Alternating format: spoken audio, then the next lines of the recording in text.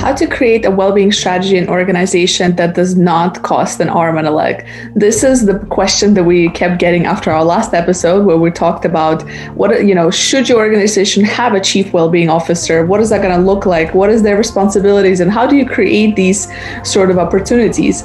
And so this is what we're going to talk about today. And just to recap, let's be realistic, Ivan. We spend so much time at work, right? As employees in organizations, it's so important for our organizations to start looking at how can we, help the employees to be more productive? How can we enhance the employee experience from a well-being perspective in particular, right? And we know that this is directly correlated with productivity and business growth at the end of the day, right?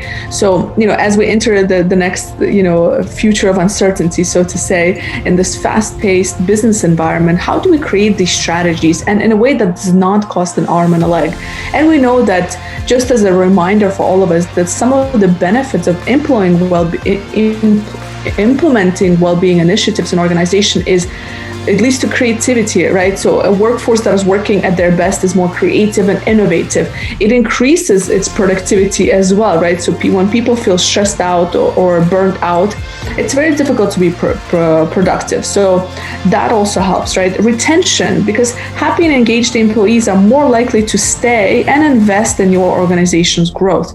And finally, just engagement and experience. So employees that feel supported and whose values are really aligned with organizational values are more engaged and will be loyal to your organization. So Ivan, talk to us a little bit more about how do we do this without costing us a lot of money?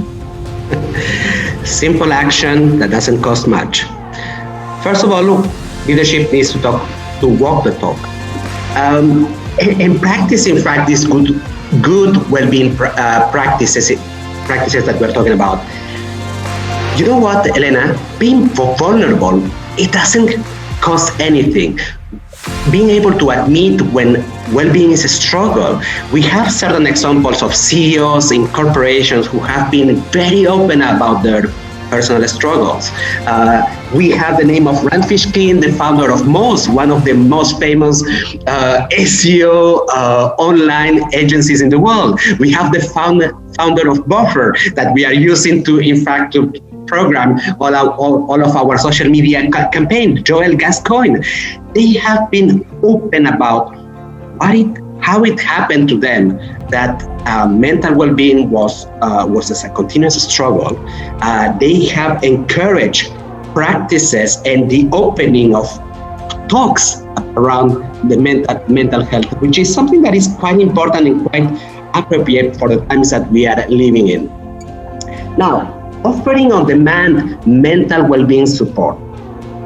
You said it is related to the productivity and creativity of corporations. So giving the access to platforms and make it accessible and affordable for companies to provide individual support to employees doesn't cost much.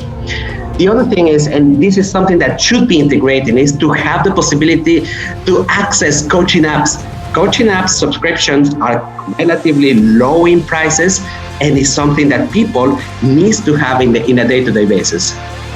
Now, the focus on personal development, creating an opportunity for employees to work on passion projects that are not related to the day-to-day job, is more or less more about reallocation of projects. There are companies allocating 20% of the time to projects that people feels passionate about it. That is not a recurrent job description. It is something that can potentially bring something for the company, but we are not sure, but people are really passionate about it. This is something to be considered. How do you do in order that the people feel empowered, accountable to bring creativity in the workplace and to allocate a certain amount of time exclusively to their passions? Another thing to take into consideration is to encourage discussions around mental health. And it is not about bringing someone that you are going to pay to give a speech about their personal struggle. Your employees want to hear your stories, the stories of your corporation, what is really happening in your corporation, what are your personal struggles in terms of mental health. They don't care that there is going to be someone life coach who's going to talk about it.